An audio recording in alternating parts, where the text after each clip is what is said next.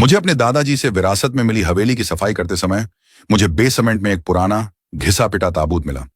जैसे ही मैं उसके करीब गया, मैंने देखा कि उसमें से एक अजीब लेकिन सुखद खुशबू आ रही थी।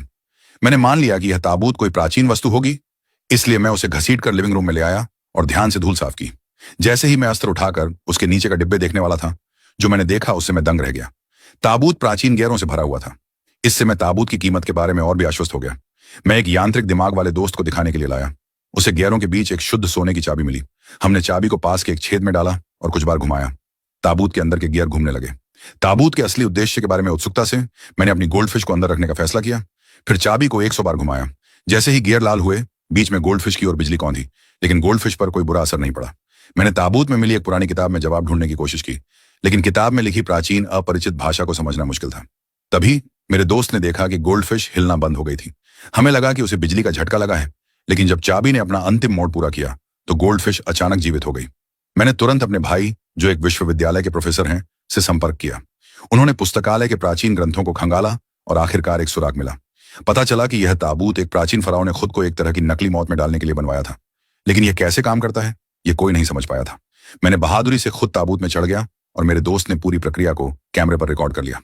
जब मेरे भाई ने चाबी को कसकर घुमाया तो मुझ पर लाल बिजली की लहर दौड़ गई और मैं बेहोश हो गया। मेरा भाई घबरा गया। इस बीच मैंने सदमे में अपने शरीर को देखा। मैंने अपने दोस्त को छूने की कोशिश की, लेकिन मेरा हाथ उसके आर पार निकल गया। जैसे ही वे मदद के लिए बुलाने वाले थे, मैं अचानक ताबूत में उठ बैठा और अपने आत्मा बनने के अनुभव का वर्णन किया। मेरे भाई ने खुद कोशिश करने का फैसला किया। इस बार हमने चाबी को 200 बार घुमाया। उनकी आत्मा उनके शरीर से निकली और दीवारों के पार कमरे से बाहर चली गई। उन्होंने यह जांचने के लिए आगे चलते रहे कि एक आत्मा कितनी दूर जा सकती है।